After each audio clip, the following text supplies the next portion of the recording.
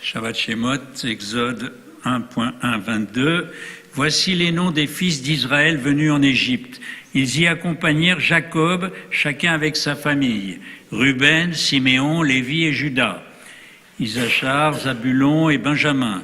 Dan et Nephtali, Gad et Aser. Toutes les personnes composant la lignée de Jacob étaient au nombre de 70 ou 70 pour les Suisses. Pour Joseph, il était déjà en Égypte. Joseph mourut, ainsi que tous ses frères, ainsi que toute cette génération. Or, les enfants d'Israël avaient augmenté, pullulé, étaient devenus prodigieusement nombreux et ils remplissaient la contrée. Un roi nouveau s'éleva sur l'Égypte, lequel n'avait point connu Joseph. Il dit à son peuple, « Voyez, la population des enfants d'Israël surpasse et domine la nôtre.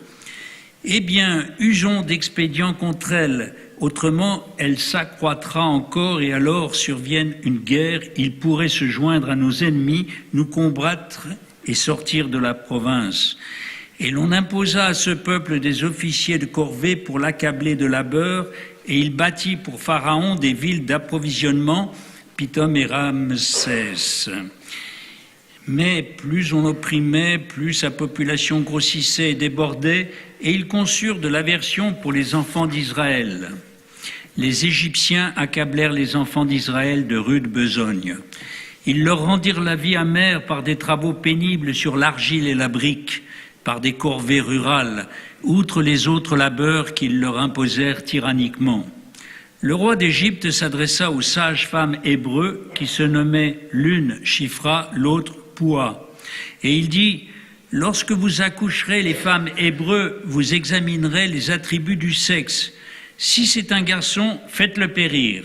Une fille, qu'elle vive. » Mais les sages-femmes craignaient Dieu.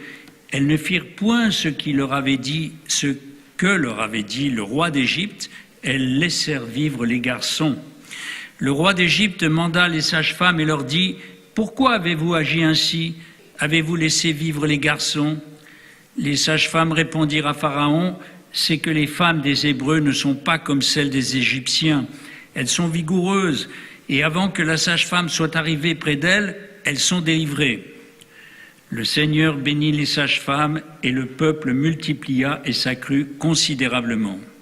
Or, comme les sages-femmes avaient craint le Seigneur et qu'il avait augmenté leur famille, Pharaon donna l'ordre suivant à tout son peuple. « Tout mâle nouveau-né, jetez-le dans le fleuve, et toute fille, laissez-la vivre. »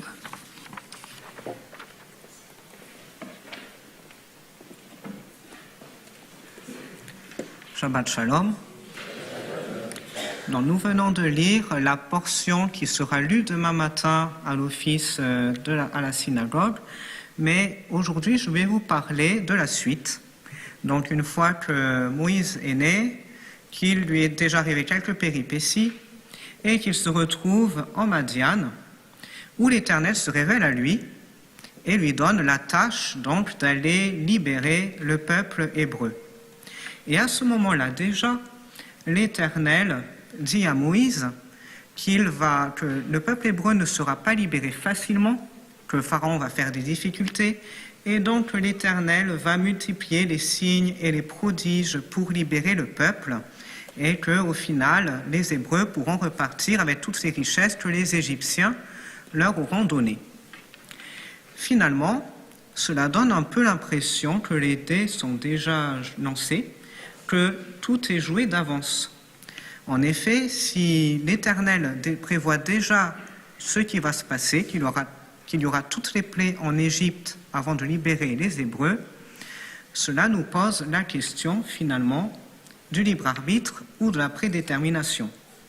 Une question que nous allons retrouver tout au fil des parashas, dans des parashotes suivantes, lorsque l'Éternel endurcit le cœur de Pharaon, et où on peut se demander dans quelle mesure Pharaon a toujours son libre arbitre ou pas.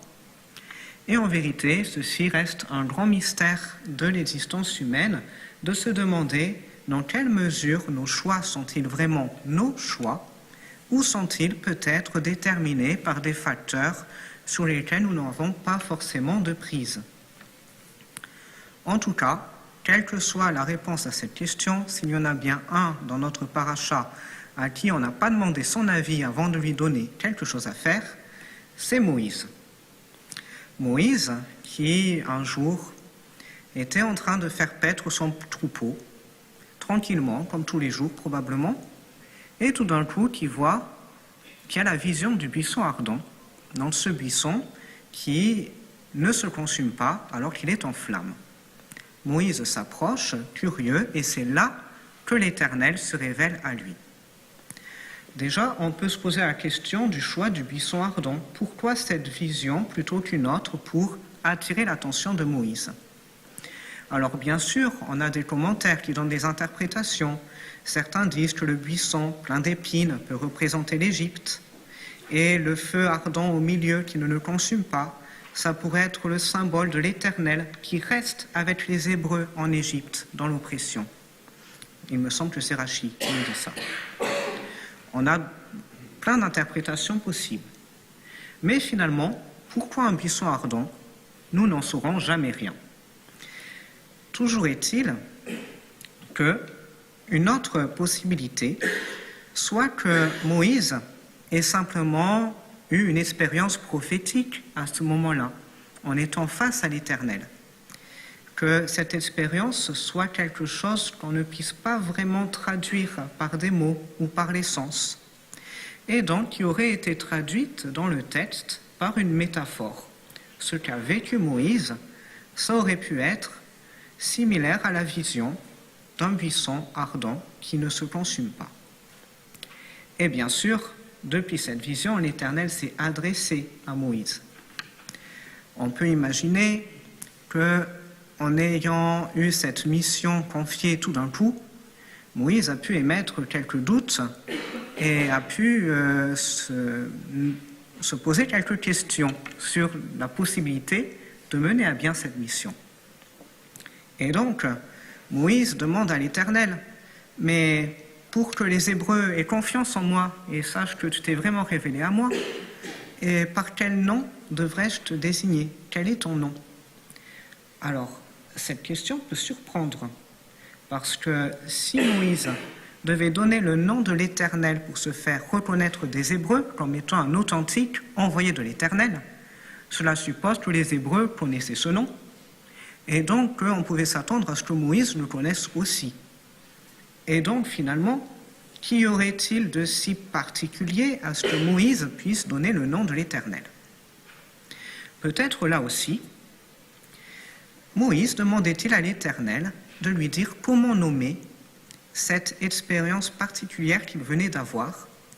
Peut-être que le nom qu'il demandait à l'Éternel n'était pas n'importe quel nom, pas celui qui était connu, qui était utilisé au quotidien, mais un nom qui puisse traduire, avec des mots humains, donc de manière peut-être imparfaite, l'expérience que Moïse venait de faire de cette mission, de la manière dont l'Éternel allait soutenir les Hébreux et d'une manière qui puisse inspirer confiance aux Hébreux. Et alors, qu'a répondu l'Éternel? En hébreu, il a répondu que son nom était Heye Asher Heye. Alors, j'espère que c'est assez gros, j'ai pas pu imprimer plus gros. Mais voilà à quoi ça ressemble, donc, si on l'écrit en hébreu. Donc, pour les hébraïsants, vous reconnaîtrez peut-être. Donc, ce nom, tout à fait, Heye Asher Heye, il est traduit en français, dans une traduction, par « Je suis l'être invariable ». Alors, mais si on se penche sur l'hébreu, « Heye », ça veut dire « je serai », ou disons à l'inaccompli, donc je suis et je suis en train de devenir. Disons que l'inaccompli en hébreu est souvent traduit par un futur, mais plus largement, ça traduit une action qui n'est pas terminée, qui n'est pas encore finie. Donc on pourrait traduire par littéralement « je serai ce que je serai ». Et finalement, si on compare « je serai ce que je serai » avec l'être invariable, ça ne correspond pas forcément tout à fait.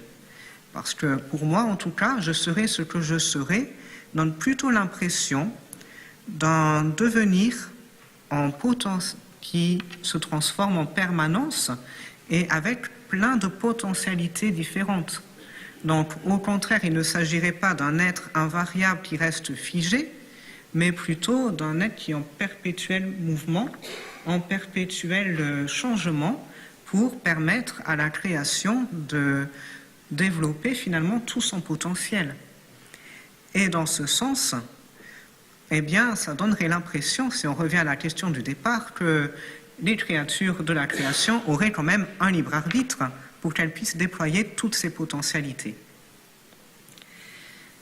Mais l'Éternel dit à Moïse que ce n'est pas ce nom complet qu'il va donner aux Hébreux.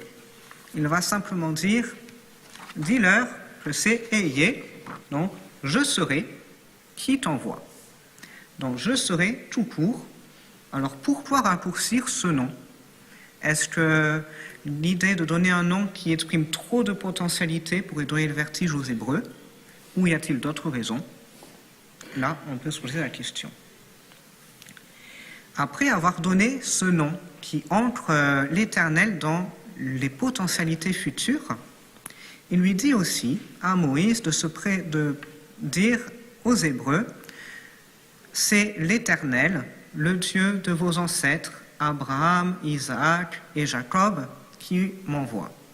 Ainsi, par cette mention, l'Éternel s'ancre aussi dans le passé et dans l'histoire des Hébreux. Il ne s'agit pas d'un Éternel qui va seulement vers le futur, mais qui s'ancre dans toute une histoire, donc qui va pouvoir être reconnaissable. Et ensuite, il dit quelque chose qui peut être aussi assez étonnant. Ceci est mon nom pour toujours. En hébreu, pour toujours, c'est Léolam. Et alors, je ne sais pas si vous voyez bien, mais s'il y a des hébraïsants, est-ce que là, vous ne trouvez pas quelque chose de bizarre dans la manière dont Léolam est écrit? J'espère que je vous le montre à l'endroit, oui. Est-ce qu'il n'y a pas une lettre qui manque, éventuellement? On ne voit pas? D'accord, oui. Bon, un jour, il faudra que je trouve une astuce pour imprimer 3 fois plus gros. Donc, en fait, là, dans ce Léolam, ce qu'il se passe, c'est qu'il manque le vav. Il manque le vav? Oui, vous l'avez dit, je ne l'avais pas entendu. Donc, il manque le vav, et donc, du coup, on pourrait le lire aussi les alem, donc pour faire disparaître. Donc, on a ceci est mon nom pour toujours, ou ceci est mon nom qu'on doit cacher, qu'on doit dissimuler. Donc, intéressant, on a d'une part un nom qu'on doit dissimuler. Et ensuite, l'Éternel poursuit en disant « Ceci est mon souvenir de génération en génération ». En hébreu, zirri, on retrouve la racine de yiskor, zerer, donc le souvenir. Et donc, on peut se demander, tiens, on a quelque chose d'étonnant, un nom qu'on doit dissimuler et qui sera le souvenir, donc, de génération en génération. Comment c'est possible? Alors, Rashi, lui, résout simplement la question en disant, le nom à dissimuler, c'est simplement le tétragramme qu'on ne peut pas prononcer comme il s'écrit, et le souvenir dans la mention du nom, c'est la manière dont on doit le prononcer, qu'il a transmis à Moïse. Donc ainsi, il aurait transmis à Moïse les 2 aspects, la manière dont le nom divin s'écrit et la manière dont il se lit. Une autre possibilité, c'est que peut-être que l'essence finalement de ce qui fait notre rapport au divin, c'est quelque chose qui ne peut pas vraiment être verbalisé, qui ne peut pas non plus être dévoilé, comme finalement l'expérience de Moïse au buisson ardent, qui peut être traduite par une métaphore, mais jamais complètement transmise à autrui. Donc c'est quelque chose qui reste caché. Mais néanmoins, c'est cet élément caché, dissimulé, qui ne peut pas vraiment être transmis, qui est du domaine plutôt du transcendant, qui va permettre une forme de transmission, qui va faire que nous sommes toujours là, aujourd'hui, dans la synagogue, au bout de plusieurs siècles et millénaires d'histoire. Et donc, si nous ne pourrons jamais percevoir tous les mystères de ce qui fait le sens de l'existence humaine et de notre lien à l'Éternel, eh bien, je vous souhaite à tout le monde que ce lien reste fort, malgré son caractère inexprimable, et vous permette de continuer à vous inscrire dans la transmission pour être dans les pas de Moïse, qui va ensuite permettre aux Hébreux de vivre leur destin de peuple.